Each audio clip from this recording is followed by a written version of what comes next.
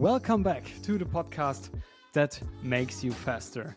Today, we have a Swiss InSide podcast premiere. But first of all, JP, man, how are you? I'm really good, thanks. Hello, everybody out there. I'm super stoked, super excited today to have a real World Tour rider in our podcast that can actually tell us what it's like in the reality, not from our amateur punter point of view. So it's going to be really cool to get some insights. I'll let you do the introduction to who it is today. Yeah, we are thrilled to welcome Larry Warbasse from DECATHLON AG2R La Mondiale to our little podcast living room. Hey man, how are you doing? Yeah, thanks guys. Yeah, I'm excited to be here. Nice. I've been listening to the podcast recently, and I'm also a fan of anything that makes me faster. So yeah, I like all the tips and tricks, and yeah, I'm happy to be here with you guys today. Well, that's cool. And we're actually going to ask you that question later on. So spoiler alert, we're going to find out, how you apply aerodynamics, or, is it important for you? How do you apply it? But we'll get to that later.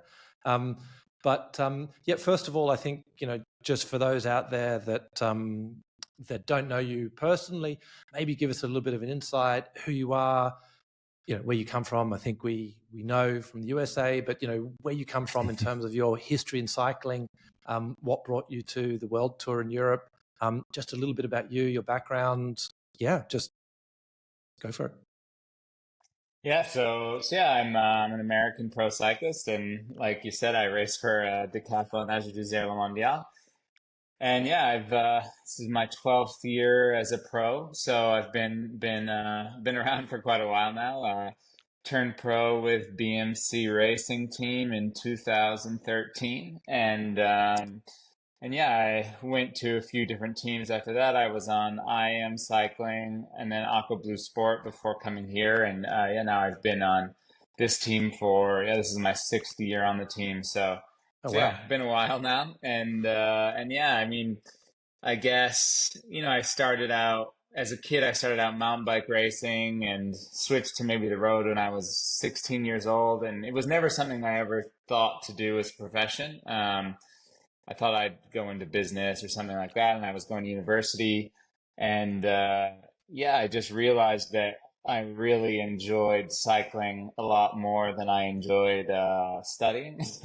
And I thought, well, if I could make a living out of this, why shouldn't I try? And so, yeah, I gave it a go. I took a semester off university and had a really good season and ended up signing a pro contract. So I never looked back, and here we are many years later. So that's kind of a short, quick background on me, and yeah, I guess I'm kind of like an all-around rider, more of a domestique on the team, but yeah, I'm pretty good in the climbs, not too bad in the TTs.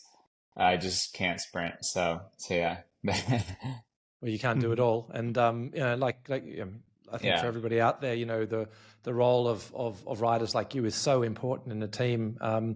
To support the rest of the team, to support maybe the lead riders or the sprinters, whoever it is going for the win in the etap. So, yeah, what's it like for you? I think one of the first things two questions I'm going to bundle into one. Maybe to mention that you say the word domestique, but it's such an important role in the team, but perhaps sometimes a bit of a thankless role. Like, how do you see it? Like, how is it within the team? How is it for you? You invest all your time to help maybe one or two chosen other riders have their successes. What's that like for you? Is it where do you get your satisfaction? Is it appreciated within the team by the other riders, of course? Just to give some insights in that respect. Yeah, for sure. I mean, I would say if the leaders are winning, it's always appreciated. If the leaders aren't winning, sometimes it gets kind of overlooked because you could do sort of the same job, and if the guy doesn't win, then, it's kind of almost falls on everyone, which can be tough. But I would say you're always appreciated by your teammates. If you are a good help. I always feel really appreciated by the teammates, and usually by the team. But yeah, it's like if the team has a rough year, rough go, or a rough period, it kind of falls on everyone, even if you do your job the best. it's not always as visible if you're not at the front of the race, sort of, you know? So Yeah. this year it's been good because we've been, yeah, sort of taking a lot of races, by the horns. And so then you're a lot more present and, you know, you're a lot more sort of visible in the race. Whereas like maybe you could do the same job, but, you know, if you're not really at the front of the race or taking the race on, yeah, I guess they see it less, or I mean, people in general see it less, not just the team or whatever. So yeah, it's interesting. It's different, but I enjoy it, and I really enjoy. Yeah, I mean, I enjoy riding my bike and going to the races and being a part of it, and it's also cool now, like. I guess being one of the more experienced riders on the team, I can share a lot of my wisdom and knowledge with like the young guys, and that's cool too. So, you know, some of the guys they're really interested in, willing to learn, and that's cool. So I really like helping other guys just in terms of like, yeah, how to read a race and you know what to do, how to save energy, things like that. Yeah, I mean, I just want to underpin, you know, us being involved a little bit on the strategy side in sort of racing and racing strategy. I can't underpin how important it is for a team that, you know, it takes a whole team to win a stage and to win a grand tour, you know, and you know the contributions of, you know, I would say the leader is the one that doesn't necessarily work the hardest. You know, I think you guys. You know, guys in your role, Larry, True. are the guys who really do the hard yards and make it possible. So it's cool to have that sort of insight. And talking about the successes of the team this year, like you said, you know, it's been a big change. I almost could say a step change. I think we got a message from the team this morning saying 10 race wins so far this year, 4th overall in the UCI team standings, which is pretty big step up from last year. The team's predominantly similar to how it's been in the past. Biggest change has been, of course, the introduction of DECATHLON as title sponsor, and of course, change of equipment, Van Rysel bikes, Swiss side wheels, Van Rysel helmets. You know, there's been quite a lot of change. You know, how has the change of equipment been for you? Did you notice a difference? How is it affecting your racing? You know, what's on the equipment side? You know, we deliberately said we don't want you to plug Swiss side wheels. It's all about being authentic. Feel free to make comments on them, of course, but genuinely, you know, we're keen to hear, you know, how much did that equipment change play a role, and how does it at least feel subjectively from your point of view, racing this year on different equipment? Yeah, I mean, yeah, it's been awesome so far. So yeah, I mean, it's, you know, it's like you said, I don't think there's been that many changes in the team, as in the base and the structure. So yeah, I mean, I think one thing we've all sort of come to realize is I think, yeah, the equipment's playing a huge part in our success this year, and that's really cool. And I mean, personally, I'm someone who I've always been very interested and invested in equipment, and you know, I think sometimes for the team, I've also been seen as a bit of a pain in the ass because I care too much about equipment. Uh, but yeah, I mean, I think the cool thing is now a lot of guys are realizing how much equipment can make a big difference, you know, in terms of performance. And so yeah, you know, I mean, right when I got on the bike, you know, I could feel a big difference. And you know, I guess like you said, I think the thing is with equipment, it's a package, you know. A bike is it's a package, you know. It's the wheels, it's the tires, it's the frame, it's the group set, you know. It's really everything. And so, you know, you could have a great bike with average pieces around, and it's not a Yeah. great bike anymore. Or, you know, you could have an average bike with amazing things around it, and it's a great bike. So when you have everything sort of built together, working together, and all the little details are dialed, like, which I think is the case with us this year.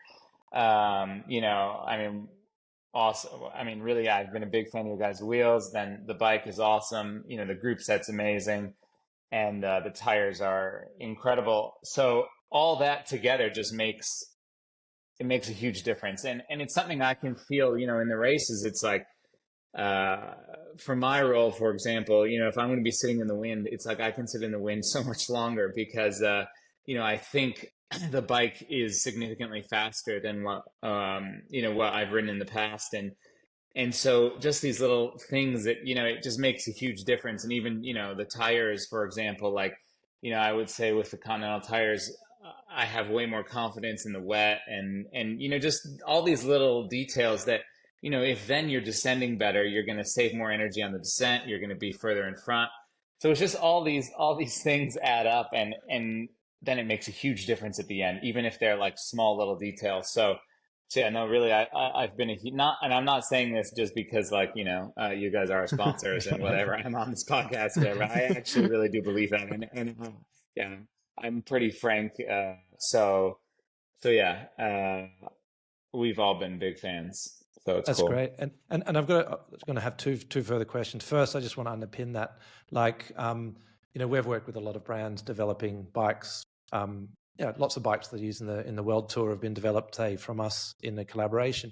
But I was incredibly surprised by how good the Van Rysel guys were from day one. You know, it's been over 2 years we've been working together now, and I remember day one thinking, oh yeah, these guys, they're newbies. They're not going to be at that kind of high end level. But to see the level of engineering they have within Decathlon itself, and just the willingness, the openness, and the talent of the engineers, it's no wonder for me in the end that they've come up with such an amazing bike. And the RCR bike that you guys are using at the moment, we weren't involved in that. So that was a collaboration with Honora, which is the French aerospace agency. But, you know, the global package, you know, we've had the bike in the wind tunnel. The numbers are amazing. We've seen the stiffness figures, you know, so it really is a great bike. And yeah, and it's really interesting for us to sort of hear from you. And, you know, you're not the only one saying it's been, you know, a real step change. And I'm actually also really interested because, like you said earlier in the podcast, you've got a lot of experience in the World Tour. Did you say 13 years as a pro? Yeah, it's my 12th year. Yeah, 12th year, right? So, you know, you've gone from the days of, you know, tubular tires, and now we've moved all the way through to tubeless clincher tires. You know, like, you know, how was that transition? Because I know from, you know, the work we worked with Ineos for a long time, there was a big resistance sort of 4 or 5 years ago, this sort of trend to go across to tubeless away from tubular, although, you know, there was a lot of data on the table to show that it was the thing to do. Now I'd say, you know, 95% of the riders are using tubeless clinchers. You know, how was that for you? Just in interest, and what's your sort of perception nowadays on the tires? You know, you mentioned the Conti tires, the GP5000 STRs are good from your perspective all round. Yeah, how was that? You know, just talking about tires, maybe briefly.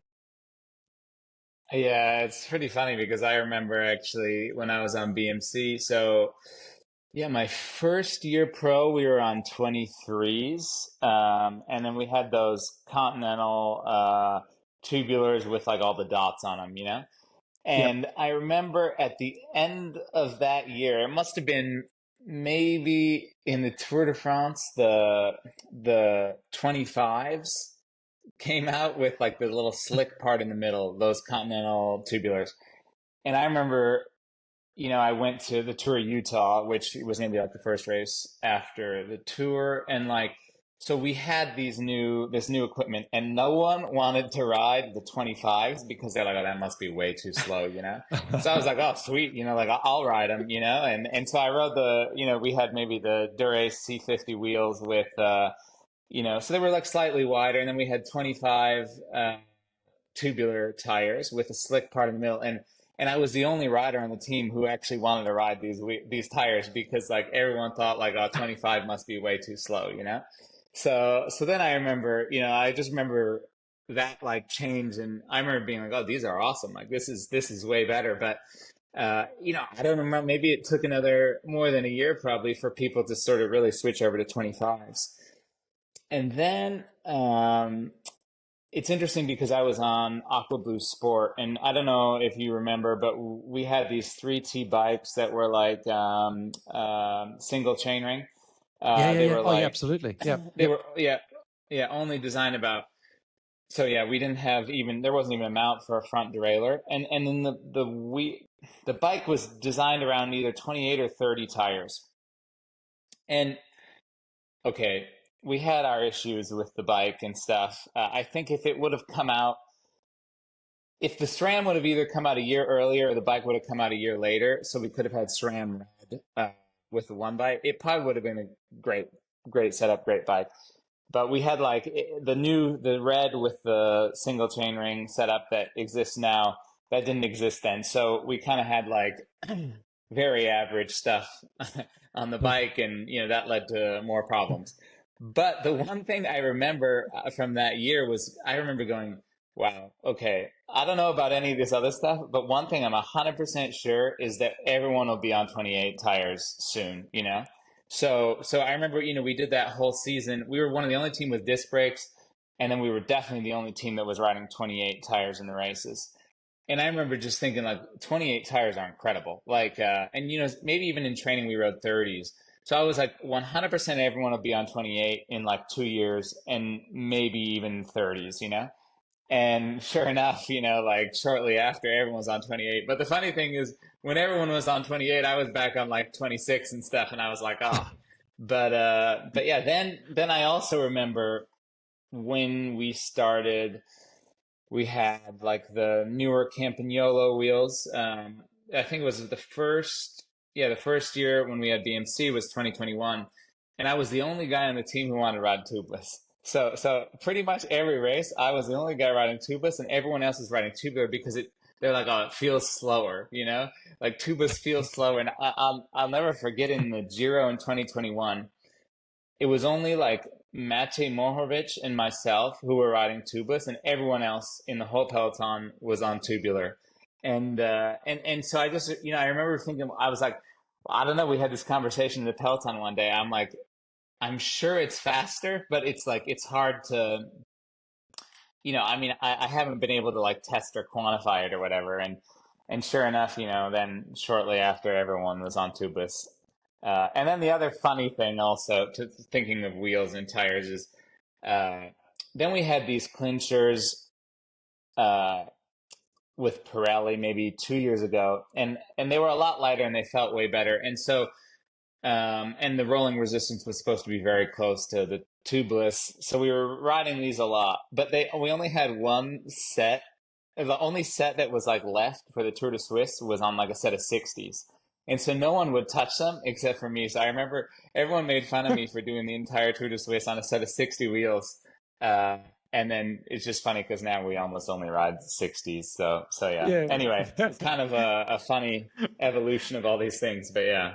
It sounds like you're deep inside of you. You might be a triathlete because road cyclists aren't early adopters, exactly. and you're like tech, and you're one step ahead of the game. So it's actually, to be honest, it's really refreshing to hear that.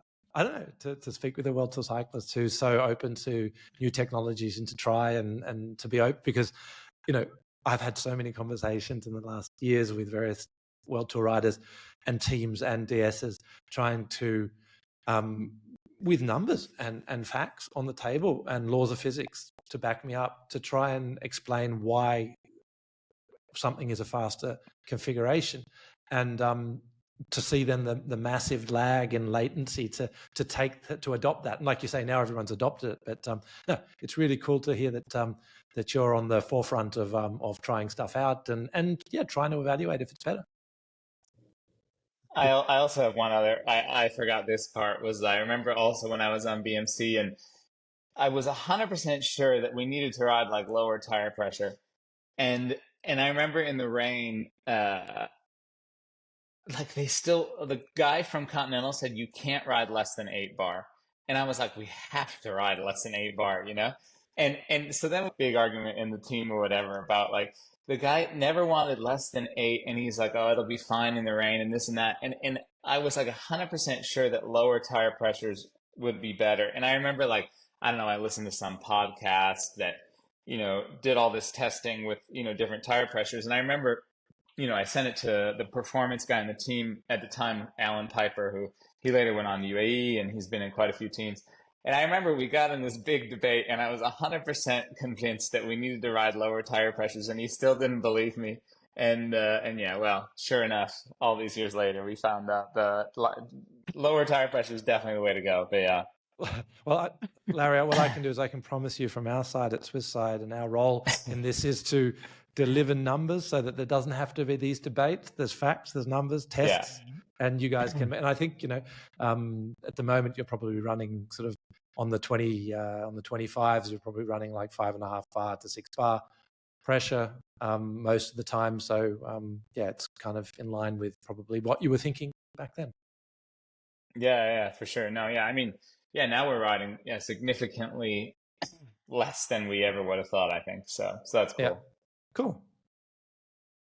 Nice one. Yeah, hey, awesome. We're going to get to the juicy question. Topic of aerodynamics. Of course, it's something that's really close to our hearts at Swisside. So yeah, for you personally, okay, we've just learned that you're an early adopter, of new technologies. So you've probably had this on your radar a long time before maybe some cyclists. But for you, when did aerodynamics when did it come onto your radar? Maybe just sort of in your history, and nowadays, how important is it for you? And yeah, let's start with those two questions. Yeah, I mean, I think even from quite a young age, I was aware that aerodynamics were important. So I remember when I was in under 23, I remember I did the national championships time trial, and I did probably some of the best numbers that I've even still to this day done in a time trial. And I think I was fifth, and I was so devastated and shocked that I wasn't any better. That from then on, I realized, like, okay, obviously my position's terrible. I need to do something about this. So yeah, as an under 23, I actually paid to go to the wind tunnel. Like in the US, I drove like 14 hours, went to the wind tunnel, drove 14 hours home. And that was the first time because I was like, okay, I know this is really important. I know this is an investment in my career and my performance. And I think, I mean, maybe I didn't get directly results right after, but I think it's always something. Since then, I knew it was super important, and I knew, like, I guess then I got lucky when I was Neo Pro. I went with the team to the wind tunnel. We did even track testing, so we were already then like thinking about these things. And I guess at the time I was not aware at how much of an advantage as a team we had. Like I was on BMC at the time. We probably had some of the fastest bikes, equipment, skin suits, all that. I mean, I would say, we were sponsored by Pearl Izumi, which at the time was probably making one of the faster skin suits. It was kind of like, I wasn't aware that like we had quite a lot of advantages over other teams at that time. So I knew it was super important, but I guess I'd kind of like just assumed it was normal for everyone. And yeah, then I guess, so on the TT, I always knew it was super important. And then it wasn't until maybe like, maybe 2018, 2019, I started to realize how important it was just like in a road race as well. And so that one bike that we had, the one thing I can very much say about it is that it was very fast. Like I could very much feel the difference when you touch the wind. It was a fast bike, and like I could tell that you saved a lot of energy. Now, okay, it was super heavy and had all these other issues, but I was aware then. And then I think it was 2019. I stumbled upon. I started to follow a little bit like Hub Wattbike, the track team, and then I stumbled upon like Dan Bigham's blog, and he had this whole chart written out about the savings. I don't know. It was like aerodynamic savings, and then in different scenarios. So I don't know if it was like maybe he had different wheels, different frames, this, that. So say you save 10 watts when you're when you're alone, like by yourself. Then it was like, okay, with 2 people, 4 people, 8-person breakaway, maybe 20-man group, and then the peloton. And then I was like, I was so dumbfounded by how, like, when you're in the peloton, I think the general thinking before was that, well, if you're in the peloton, aero doesn't matter, And this article made me realize, like, I don't know, it still matters at least. Say if you're saving 10 watts when you're alone, maybe you're saving 5 watts when you're in the peloton. So, absolutely, I don't know, I can't remember exactly the numbers, but I remember like seeing this and just my mind was like blown, and I was like, okay, wow. So like aerodynamics are super important. And so then I don't know that from then on, I really started thinking about all this stuff. Like, even when I was doing my efforts, I was thinking like, okay, rather than like just shooting for a certain like watt number, I'd be like, I want to do it in like the most aerodynamic position. And like, okay, if I'm sacrificing a little bit of watts, it's more important that I'm like focusing on like, my position, and the watts will come after, And so it's just all these little things. And from then on, I was like, okay, now I really want to dial in all these little things. And still, I mean, I haven't done it yet, but I would like to do track testing or wind tunnel testing on the road bike, because I'm sure that's something that like we're all leaving a lot on the table there. And it's shocking to me that like teams still haven't like fully implemented this, for all their riders, because I mean, whatever. I mean, last year I did almost 90 days of racing or something. And it's like, 83 of those days were probably on a road bike, right? Yet for some reason we only invest on aerodynamic testing in TT. So, I don't know. For me, I'm just like, there's definitely a big, there's a gap there. And I feel like we can exploit that, but yeah. I mean, I think I mean, you're so right. And it's really funny to really think about that. Just like you said, and you're absolutely right. Like, all the testing we do with the teams, we've done in the past with the teams has been uniquely TT. And, you just said, you're spending 90+% of your racing on the road bike. And especially for you, that's where the race is won or lost. And, especially for you, one of the riders who's going to be put out there on the front, out in the wind, to push the hole and create the opportunities and help your teammates. Like it's even more important that a rider like you is optimized on the road bike aerodynamically. So I think that's really great input. I'm going to take that and push it with the team, because you're right. It's where it should be at. Yeah. Oh, they're gonna hate me even more now. Hey, but you're right. I'll say Larry said. And yeah. Hey, but some practical examples, because I know listeners love and amateurs love to know. Okay, when you say you get into an aero position, okay, I've got many things I've tested, but from your experience, what do you do as a rider? So like you say, when you're doing your efforts, or when you're going to be in the front of a breakaway and you're doing the effort, what does your aero position look like on a road bike? So yeah, I would say like already, I mean, I think I have a pretty quick position, because like, yeah, I mean, even just riding next to other guys, I think I do quite a bit less watts than usually guys next to me, but I'm already kind of like long and low, just in general in my normal position. But I would say for me, the fastest that I feel is like, sort of not puppy paws, but like hands on the hoods, and then like horizontal forearms. Yeah, exactly. Horizontal forearms. For me, that feels a lot faster than even in the drops. And it's pretty easy for me to get pretty tight in that position. And then say if I'm in a breakaway, or if I'm on the front, but, like not next to a bunch of people, or have to really be focused on the road, then, like I'll try to drop my head down too. So, I guess just kind of like this. And, yeah, I would say position on the road. Yeah, exactly. I have a pretty flat back, and I think I can get pretty compact. So I'm also like, I don't know why, but naturally I'm very, very flexible just by nature. So that is helpful. It's a big help. Okay, that's a huge advantage. Yeah.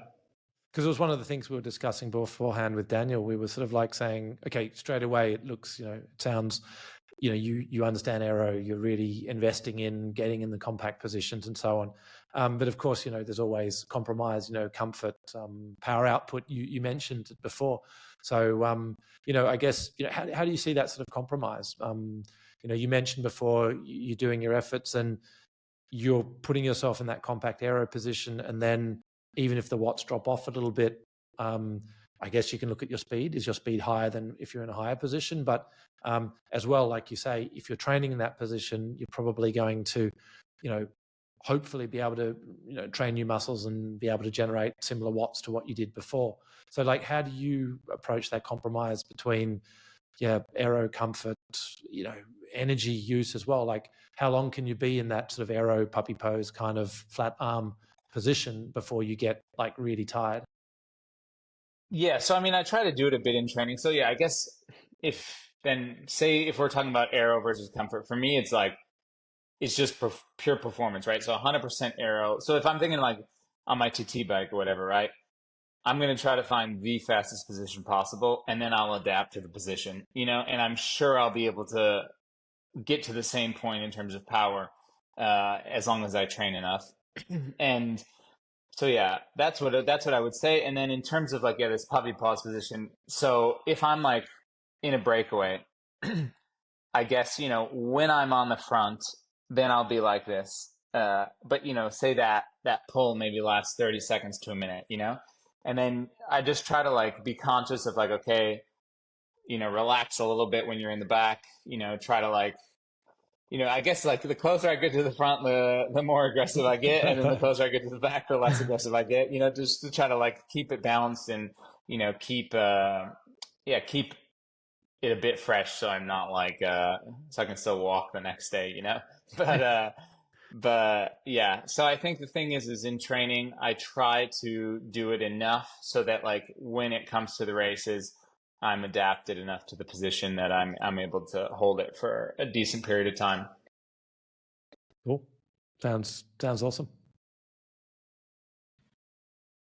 Yeah, maybe, I mean, the next thing we're thinking, you're only 33, but, you can look back on a pretty long career now. You must have had so many experiences, along the way.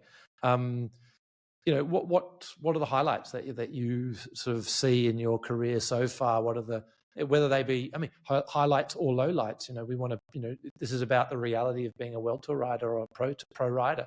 What are the things that stand out in your career so far for you? It can be high, low, or anything in between. I mean, definitely for me, probably like the biggest highlight was when I won a stage of the Tour de Suisse in 2017. And for me, that was like sort of, that was probably definitely the biggest highlight because, I guess it was kind of like the confirmation that like I belonged in the pros, sort of. I guess I had been in the World Tour, and then that year I dropped down a level to Aqua Blue, which was a pro continental team, and yeah, I guess then I won a World Tour race my first year not in the World Tour, and for me that was like really huge. And, I guess I'm always someone who like, I work really hard and I really kind of give everything. Like, I give, in cycling, it's like 110%. And so that was sort of just, the culmination of like years and years of hard work and sacrifice. And so that was just super cool. So that really, really meant a lot to me. So I guess, that to me was probably still the highlight, of my career to this day. And the low light, probably, one of the crashes. I guess like that same year, I was in the Vuelta, and I was in super good shape. And then like maybe a week in, we were like in the gutter, and there was a guy. We were in the middle of nowhere, but there was a guy like riding his bike down the road, saw the peloton coming, and then jumped off his bike and like left his bike in the road. Anyway, like a few guys in front like missed it. Then the guy in front of me clipped the bike with his shoe, and then the bike like went horizontal, and then I just hit this bike at like 60K an hour and then flew over the handlebars and like broke both my wrists. Oh shit. So that was probably like the low light because yeah, I guess I was in super good shape and I didn't really get to use it. But yeah, I think probably just anytime, yeah, you have a crash that puts you out for a while. That's those have been sort of the low lights for me. But I've been pretty lucky throughout my career that I haven't had too many bad crashes. So yeah, I mean I was wondering. Sorry. You go. I was wondering. Like, do you guys ever have no fear of crashing, or is this a feeling you always have in your mind when you start a race? Yeah, I think there are some guys who probably have no fear, but that's not good. So yeah, it's something I'm always thinking about, and I guess it is one of those things. It's kind of like a cost benefit analysis of risk taking. You know, it's like, okay, there are certain times. You know, say you're alone off the front in the breakaway, going for the stage win. Okay, maybe then you take all the risks, right? You know, yeah. Race but face. if you're in the peloton, huh? You get the race face, the race head on, and it's just like all out, whatever. Okay, yeah.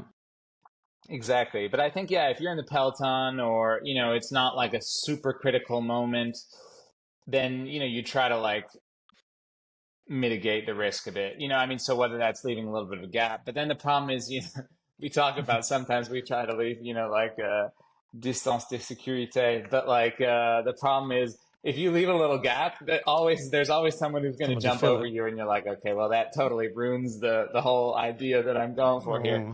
Yeah. But yeah, I think you have to measure the risk, and I try to be measured and only really take maximum risks when I need to.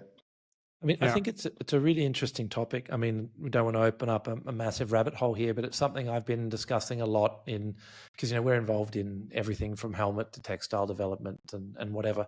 And there's a lot of discussion at the moment about safety for the riders. And, you know, I you know, in my previous career in Formula One, we went through, you know, periods where cars had no head protection. Now the cars have got head protection for the drivers. It's the same in IndyCar and in the US series, and you know, it's a massive step forward. And at the beginning, the drivers were really against it because it impacted visibility, and they didn't. But ultimately, it saves lives. And there's a big topic at the moment surrounding, you know, you just sort of take a step back and you go, you're highly talented. You know, you've invested your whole lives to get to where you are, and ultimately you're pummeling down, you know, mountain passes with terrible roads at 100 kilometers an hour with Lycra and a bit of foam on your head. Yeah. You know, it's kind of crazy when you sort of step back and think about it, and you think, okay, in any motorcycle rider would have a full face helmet, would have leathers, would have, you know, proper protection in there. Nowadays, there's airbag systems even for motorcycle riders and whatever. So there seems to be a gap between what you guys are doing. But of course, you know, I've had a chat with a few riders, and it's like, it's clear that any safety measures you bring are going to impact comfort, performance, aerodynamic performance, weight, these sorts of things.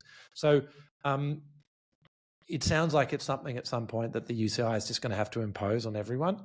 But it would be interesting just to get a feeling for, you know, like Daniel said, you know, do you have fear? And, you know, I think, at least for me, I know as I've gotten older, I think a little bit more about the consequences of these things. You know, where would you be in terms of, and I'm not wanting to put you on the spot on this at all, but like, you know, would you embrace more safety type apparel, maybe with anti-abrasion, maybe with some light shells in there? But of course, there's going to be impact on heat, you know, on you know, cooling. There's going to be impact on comfort, possibly aero.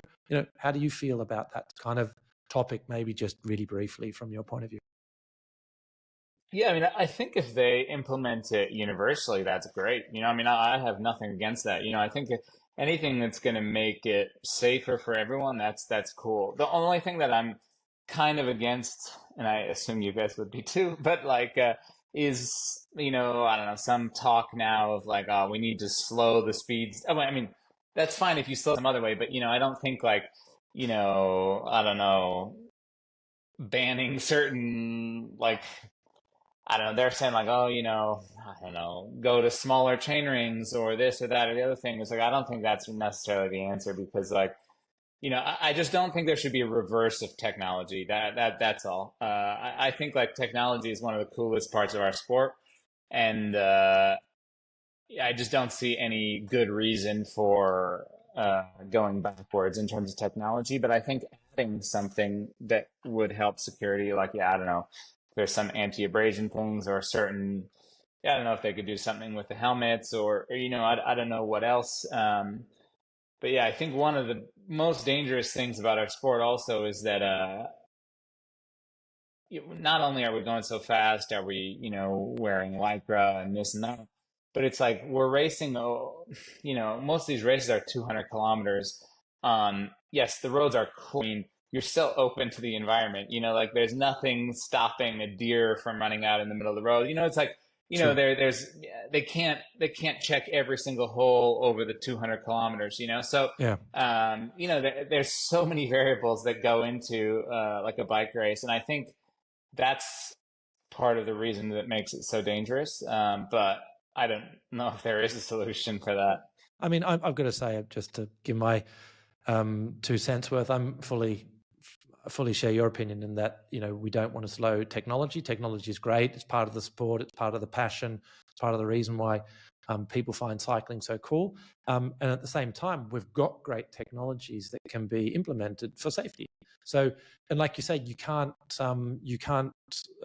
put in place a regulation for any situation. So what you need to do is deal with, okay, how do we just provide the rider more protection in any scenario? It can be if the deer crosses the road, you can crash at 50 kilometers an hour and still hurt yourself quite badly. So I think it's sort of looking at, okay, what solutions can we bring that can aid in the biggest percentage of situations and do something like that. And I think it then brings new technology, and then we'll optimize that technology also for aerodynamics, also for speed, also for cooling, and it just brings the whole sport forward. So yeah, enough about that. But I think it's interesting just to raise this topic of safety, because it seems to be creeping out of the woodwork now, and I think it's probably time. 100%. Yeah. Yeah. Cool. Maybe just to wrap things up, Daniel, you've got... so interesting things and insights. Thank you so much. I'm just sitting here relaxing and listening, and I'm just blown away by all the insights and all the stories you're telling. Maybe just one a bit more private question, if you're cool with that, to close the podcast. Are you currently, or actually live your dream? Is this the life you aimed for as you were a 5-year-old Larry sitting on a bicycle, or? Yeah, no, I think, like I said before, was actually I never really thought to be a pro cyclist. I mean, when I was a kid, I actually wanted to be like a pro basketball player, but that didn't last very long. But yeah, then I don't know if it was just I was a bit of a realist, or it wasn't really ever something that my family would have said would have been really an opportunity. So it wasn't really something I thought about when I was a kid. But yeah, once I decided that it was what I wanted to do, I went pretty full in, and I would say that, like, yeah, for the most part, I would be living my dream, I guess. Like, I guess I really love being a pro cyclist. I love waking up and riding my bike. I love going out training. I love trying to get the most out of myself. I don't always love trying to be super lean, I mean, I really like to eat. So, if there wasn't the whole, like, trying to be lean part of pro cycling, I'd be okay with that. But yeah, I think I really do love what I do, and I love most of it, I mean, yeah, sometimes when the weather sucks and you don't really want to go outside, or, you're in the mountains and through the Alps and it's like 2 degrees and raining the entire day, like, yeah, that's not very fun, but it's worth those sacrifices for the benefits, and yeah, it's just, yeah, I think, yeah, I had a conversation with my girlfriend recently when I was saying, like, oh yeah, I'm looking forward to, I don't know, going out and doing my efforts tomorrow, doing my ride. And she's like, wow, that's actually really cool. She's like, I can't say I'm like looking forward to going to work tomorrow, Yeah. So yeah, I think it's I'm very fortunate. I feel very fortunate to be able to do what I do and to be in the position I'm in, and yeah, it's a privilege. That's awesome. Super cool. That's the best answer. Yeah, and like, you know, just to sort of feed back to the young aspiring kids out there or young cyclists. I mean, probably a question you get all the time, but you know, what type of advice would you give young up and coming cyclists to, you know, with regards to being a pro cyclist or getting into breaking into professional racing? I think it'd definitely be, yeah, just keeping it fun and not being too serious too soon. You know, I think like there's always time to be more serious in the future, and you know, I think the way you're going to make it the furthest in the sport is if you really enjoy doing it and, you know, enjoy taking part in it every day, because then it's going to be easier to train more, you know, train longer, whatever. Like, you know, the more fun you're having, probably the more successful you're going to be, because yeah, if you're trying to be already a slave to the watts and the power meter and, you know, the coach and the trainings when you're already like a junior, I don't think that's necessarily the answer. I think you know, just trying to keep it fresh and fun. And, you know, even us pros, like I mean, we go out and we ride with our friends all the time, right? You know, it's like, I would say half the time, okay, if you have like, today I had full gas intervals for pretty much the whole training session. So then okay, that didn't make sense to ride with someone, but pretty much every other day, if it fits with my training, I try to, you know, ride with a friend, ride with someone else, just to keep it fun, to keep it social. And I think, yeah, if you can just try to always keep it interesting, keep it fun, that's the number one ticket for success, I'd say. And I think that's something that applies to all walks of life, whether you're a pro cyclist or in business. You know, you've got to enjoy what you do. Otherwise, it's probably not the right thing. For sure. Awesome. Well, I think at that point, we'll leave it at that. It's been awesome talking to you. As maybe very final thing, really quickly, how's your French? Been in a World Tour team, with a French World Tour team for a while. Non, je parle bien. Tu parles bien. Ah, yeah, it's good, it's good. Oui, j'ai zéro problème avec le français. Juste, j'ai un fort accent, mais à part de ça, c'est bon. C'est magnifique. C'est magnifique. Yeah, I was going to say, after so many years in a French World Tour team, you kind of have to speak the lingo. So, it's pretty cool. Awesome. Thanks. Thank you so much. Yeah. Thank you guys. No, it was a pleasure to be here. It was a great episode. Thank you, JP. Thank you, Larry. If you want to follow us on our social medias, you can find us on every platform you can imagine. And just make sure to also follow Larry and the team on their socials, because they give a lot of insights and you see a lot of cool stuff about racing and all new technology things. So, yeah. I think we close this episode now, and we will be back pretty soon with another episode, and we hope you liked it. If you liked it, give us a thumbs up, because Spotify is also a social media platform right now. So, yeah. So give us a thumbs up when you liked it, and yeah, have a great time. Thanks a lot for listening. Thanks, Larry. Thanks, guys. Thank you, everyone, for listening, and thank you, Daniel.